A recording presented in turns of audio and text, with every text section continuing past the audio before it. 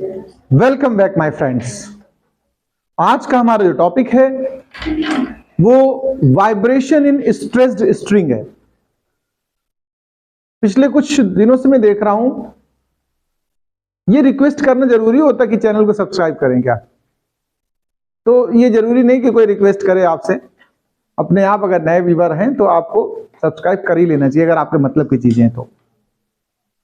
Like करने में क्या कंजूसी भाई, है ना? तो लाइक्स तो बढ़ने चाहिए। अब बात करते हैं टॉपिक की। देखिए, हम बात करने वाले हैं, आज का जो टॉपिक हमारा है modes of vibration in stressed string. यानी कोई स्ट्रिंग अगर स्ट्रेच की गई, मतलब दो पॉइंट्स के बिटवीन उसको ज्वाइन किया हुआ है और फिर उसको वाइब्रेट करा है। जैसे आपने सितार बजाया होगा कभी या बजते हुए देखा होगा, गिटार तो 99% लोगों ने जरूर देखा होगा। तो जो गिटार होता है उसकी स्ट्रिंग दो जगह बंधी होती है, फिर उसको हम लोग सेगमेंट वाइज ट्यून करते हैं। तो उसमें जो वाइब्रेशंस हो रहे हैं उनकी फ्रीक्वेंसी यानी फंडामेंटल टोन, ओवरटोन और हार्मोनिक्स की स्टडी हम लोग इस जगह पर करेंगे, जैसा कि पीछे हम लोगों ने ओपन ऑर्गन पाइप और क्लोज्ड ऑर्गन पाइप में किया है। तो चलिए, आर्टिकल का नाम तो आप डाल ही चुके हैं। हम बात करते हैं स्ट्रेस्ड स्ट्रिंग के फर्स्ट मॉड की। तो सबसे पहले कहेंगे for first mod of vibration.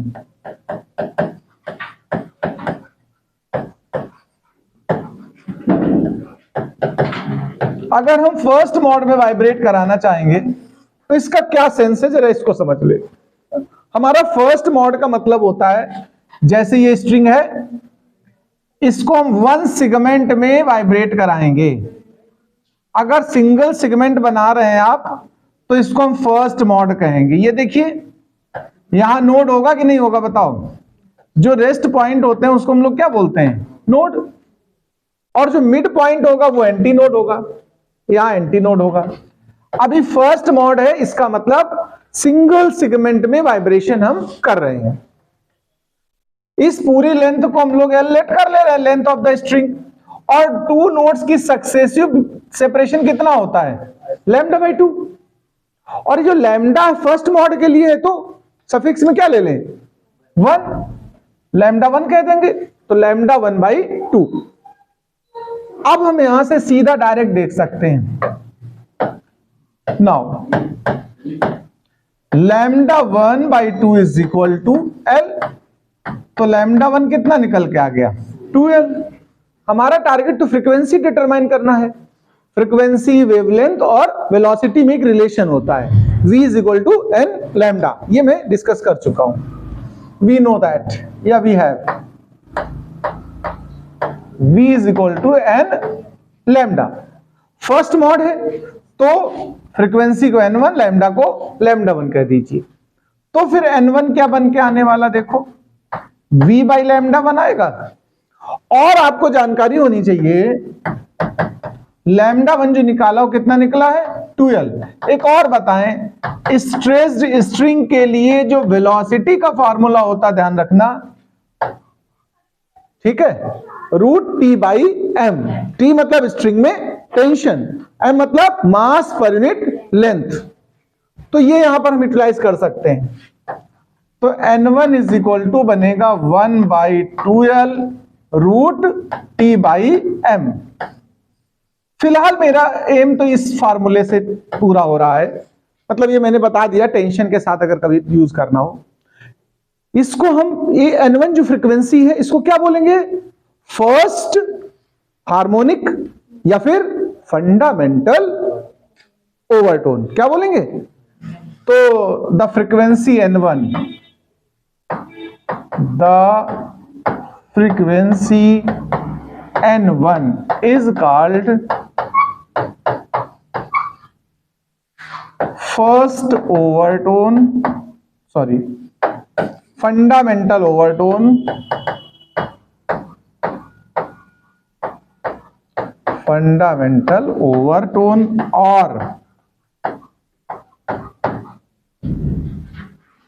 First harmonic. अब चलिए नेक्स्ट बात उठाते हैं।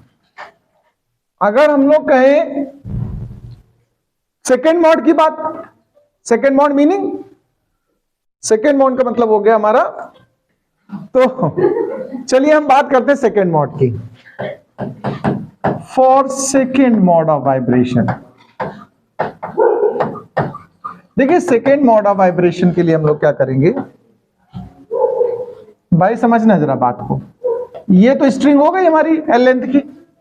इस बार हम क्या करेंगे, इस स्ट्रिंग को मिड में ऐसे टच करे रहेंगे तो डबल सेगमेंट बनेगा। यानी इस बार वाइब्रेशन हमारा होना है कितने सेगमेंट्स में, 2 सेगमेंट में। अगर 2 सेगमेंट में वाइब्रेशन हो गया तो इसको हम सेकेंड मोड कहेंगे। तो आप जरा गौर से देखिएगा, ये एक नोट का सक्सेसिव पार्ट है और ये दूसरा एक सक्सेसिव पार्ट है। टोटल 2 नोट्स बन रहे हैं, देखो, मतलब 3 नोट्स के बीच में 2 सेपरेशन। तो ये भी λ/2 है देखो, और ये भी λ/2 है, और ये सेकेंड मोड है तो इसे हम क्या बोले, λ2। तो ये क्या बना, λ2/2 और λ2/2। तो टोटल जो एल लेंथ है हमारी स्ट्रिंग की वो 2 पार्ट्स में डिवाइड है। तो ऐसी सिचुएशन में हम क्या कहेंगे जरा भाई, ये भी समझ लो बात। हम कह देंगे एल जो है वो ट्वाइस ऑफ λ2/2 है कि नहीं, बताओ। तो फिर λ2 क्या होगा, जैसे हमने उसमें ओपन ऑर्गन मैप में बताया था कि कट मत करना, 2 को 2 से बनाए रखना, वही चीज यहां पर रखी गई। अब हम कहेंगे कि v is equal to n lambda होता है तो n2 और λ2 सेकेंड मॉड है तो n2 बनेगा हमारा v बाई λ2 और λ2 की वैल्यू ये वाली उठा करके यहां पुट कर दीजिए। तो क्या बन गया भाई, 2l/2। आप फोकस करिए n1 की वैल्यू है कि नहीं है ये बताओ। तो n2 जो बना वो क्या बन के आया, ट्वाइस ऑफ n1। n1 का फार्मूला √t/m वाला भी पुट कर सकते हो आप, बट हम कंपैरिजन अभी नहीं कर रहे हैं आगे। अब देखो हम कहेंगे फॉर थर्ड मॉड, इसको क्या बोलोगे पहले बताओ। इट इज फर्स्ट ओवरटोन, इसको हम क्या बोलते हैं, फर्स्ट ओवरटोन और सेकेंड हार्मोनिक। सेकेंड क्यों बोला, ये थर्ड नहीं है, सेकेंड है। क्यों, से 2 टाइम्स है, 1 टाइम 2 टाइम 3 टाइम अगर ऐसा है तो फर्स्ट सेकेंड थर्ड, और 1 3 5 था इसलिए वहां पर हमने क्लोज्ड ऑर्गन पाई में सीधे थर्ड बोल दिया था। अब कहेंगे for third mode of vibration, for third mode of vibration, इसके लिए कैसे होगा अब इस पे बात करते हैं। देखो थर्ड मोड में ये जो सेगमेंट था हमारा, 3 सेगमेंट बनाएंगे हम लोग। 3 सेगमेंट्स में कैसे करोगे जरा ये भी समझ लो भाई। ये स्ट्रिंग है हमारी, अब 2 प्लेस पे इसको ऐसे ज्वाइन कर देंगे या टच किए रहेंगे। 1 2 3 मॉड हो गए देखो इसके, 3 मॉड ऑफ वाइब्रेशंस। एक ये λ/2, एक ये भी λ/2 और एक और। तो टोटल ये कितने बनेंगे λ/2 जरा बताओ भाई, 3 λ/2 बनेंगे। और बट थर्ड मॉड है तो सफिक्स में λ3 लगा दिया। ये टोटल लेंथ है तो एल ही ना। तो इस सिचुएशन से अगर हम लोग सिंप्लीफाई करेंगे तो क्या बनेगा जरा देखो। सबसे पहले कहेंगे here L becomes thrice of λ3/2, तो λ3 बिकम्स 2l/3। बताओ बच्चा लोग। अब v is equal to n lambda का कॉन्सेप्ट लगाओगे तो n3 λ3, तो n3 क्या बन जाएगा फिर, v/λ3, और λ3 की वैल्यू पुट कर दो। तो n3 is equal to 2l/3, और ये फिर n1 हो चुका है। तो n3 क्या बना कुल मिलाकर, थ्राइस ऑफ n1। इसको क्या आप बोलोगे बताओ, second overtone. It is second overtone और थर्ड हार्मोनिक। Very good. अब हम कितने भी ऐसे फाइंड कर सकते हैं, लेकिन हम यहां कंपेयर कर रहे हैं। सो n1 is to n2 is to n3, 1 is to 2 is to, मतलब क्या निकला, it means there are all harmonics present in the case of stressed string. हम कहेंगे देयर आर ऑल का मतलब odd and even, all harmonics present in case of stressed string. अच्छा, इसका अगर हम फ्रीक्वेंसी का जनरल फॉर्मूला बनाएं फॉर pth मॉड, कोई मतलब नंबर होगा pth मॉड, nth क्यों नहीं बोला उसका रीजन समझ लो, क्योंकि हम फ्रीक्वेंसी को क्या बोल रहे हैं n, तो इसलिए फिर उसको नंबर nth नहीं बोला मैंने, नंबर की जगह p बोल लिया है। तो np अगर निकालोगे तो p by 2l root t by m, ये जनरल फॉर्मूला हो गया स्ट्रेस्ड स्ट्रिंग के किसी भी मॉड के लिए। p का वैल्यू रख, तो फर्स्ट मॉड है तो p को क्या पुट करोगे 1, सेकेंड मॉड के लिए, थर्ड के लिए, तो ये जनरल फॉर्मूला बन गया हर मॉड के हिसाब से। इतना नोट कर लीजिए आप लोग पहले। देखिए ये तो आप सीख चुके हैं, अब हम थोड़ा एक चीज और बताएंगे, इसको बोलते हैं कुछ लॉज हैं स्ट्रेस स्ट्रिंग के वाइब्रेशन के लिए, ठीक है, laws for the frequency of the stress string. तो जो आर्टिकल का अभी हम लोग को नाम डालना है उसमें हम बोलेंगे, ध्यान रखना, लॉज ऑफ ट्रांसवर्स वाइब्रेशन। क्या नाम डालेंगे? Laws of transverse vibration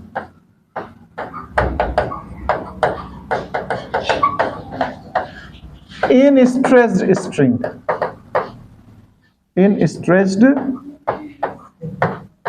string. चलो जरा इसकी बात करते हैं। देखिए इस फॉर्मूले को उठाइए जो फंडामेंटल फ्रीक्वेंसी का है, the fundamental frequency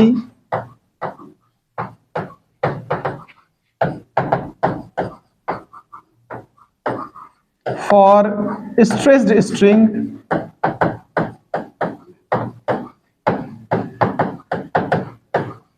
is, please listen carefully, n is equal to 1 by 2l root t by m। यही तो फंडामेंटल का फॉर्मूला एग्जैक्ट है कि नहीं बताओ? इसको देखिए और आप लॉज समझिए कौन कौन से बन सकते हैं। जो ये वैल्यू है n, देखो किस पे डिपेंड करेगी। फर्स्ट पॉइंट हम उठाते हैं, frequency is inversely proportional to the length of the string, है कि नहीं बताओ? पहला लॉ यही है, लॉ ऑफ लेंथ। इसको हम क्या नाम देंगे? Law of length. तो इसको आप कैसे कहेंगे जरा इस पे बात कर लें। हम कहेंगे the frequency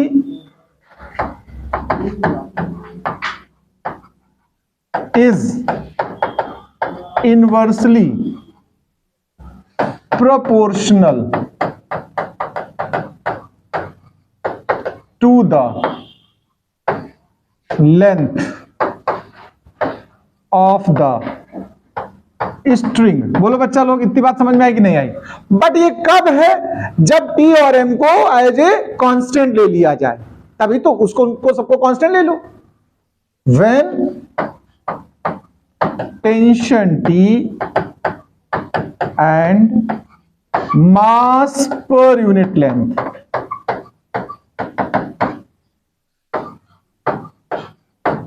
small m remains constant, ये फर्स्ट लॉ बनेगा हमारा।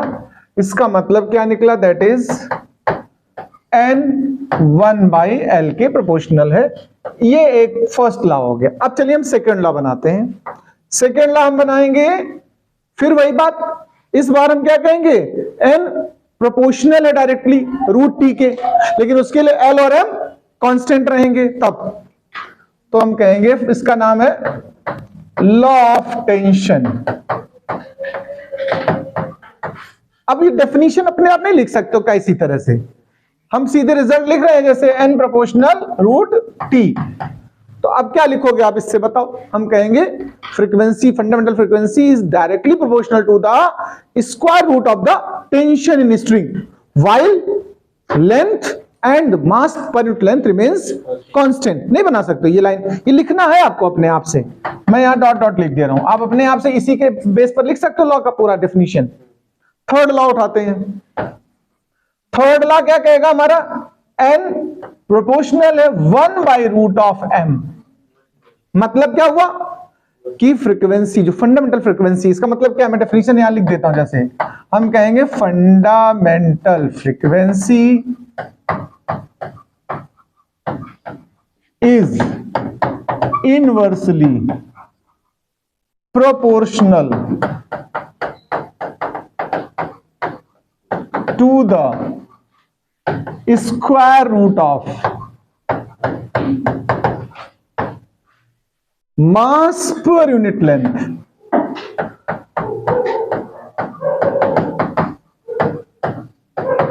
while tension T and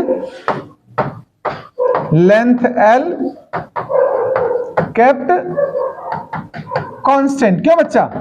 इसका नाम क्या है इस लॉ का, ये भी जान लो। इसको बोलते हैं लॉ ऑफ मास। क्या बोलते हैं? यहां से लेकिन एक चीज और बढ़ेगी, इस मास के लॉ से हम और कुछ लॉ प्रोड्यूस कर सकते हैं। इस जगह थोड़ा फोकस करिए। आपने सुना मास इज इक्वल टू क्या होता है? वॉल्यूम इनटू, कितने लोग हैं ये बात जानते हैं? सभी लोग जानते हैं फॉर्मूला?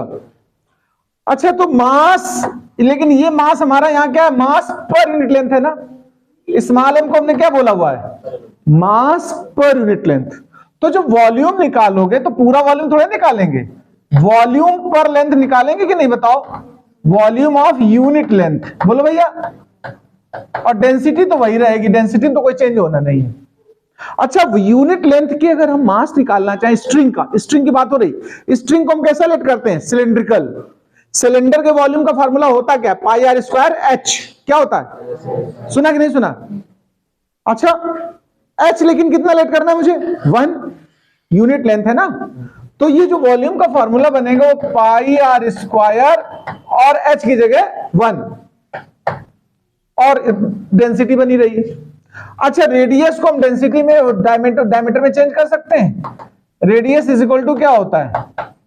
डायमीटर बाई 2 होता है कि नहीं? यहां पुट कर दो तो pi D square by 4 into rho बना।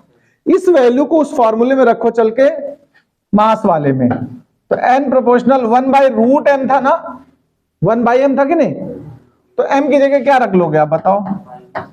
पाई डी स्क्वायर रो, d बाहर आ जाएगा कि नहीं बताओ?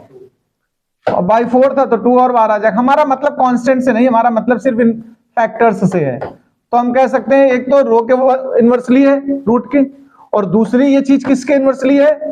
डायमीटर के केवल, डायमीटर के केवल। देखो सुनो, यहां से 2 लॉ और आ गए। डेफिनेशन उसी अकॉर्डिंग लिखनी है, डेफिनेशन में कोई खास चेंज है। इसका नाम क्या पड़ेगा? नहीं, 4th लॉ क्या बना? देखो, इसको हम कहेंगे लॉ ऑफ डेंसिटी। नहीं कहोगे बताओ? ये ऑब्जेक्टिव के टारगेट से ज्यादा पढ़ा रहा हूं डीप में। कॉम्पिटिटिव एग्जाम से पता नहीं कहां से कौन सा ऑब्जेक्टिव उठा ले। अब हमको, तुमको मेन हमने 3 पढ़ा दिए थे, 3 वही मेन है। वैसे कई बार ऑब्जेक्टिव इस तरह से आया, डेंसिटी पे पूछ दिया। अब बच्चे सोचते हैं डेंसिटी तो है ही नहीं फार्मूले में कहीं, तो आप क्या सोचोगे? इंडिपेंडेंट होगा और वहां मैटर कुछ और हो जाएगा। तो इसलिए हमें बताना पूरा है। अब यहां पर देखो तो क्या कहोगे? Law of diameter. तो ये चीज समझ गया बच्चा? लो बताओ, इसकी भी डेफिनेशन लिख ही सकते हो आप अपने आप से, नहीं लिख सकते हो? तो हम डेफिनेशन नहीं बना रहे हैं, फॉर्मूला बना दिया, इसको नोट करें, फिर आगे बात करूंगा।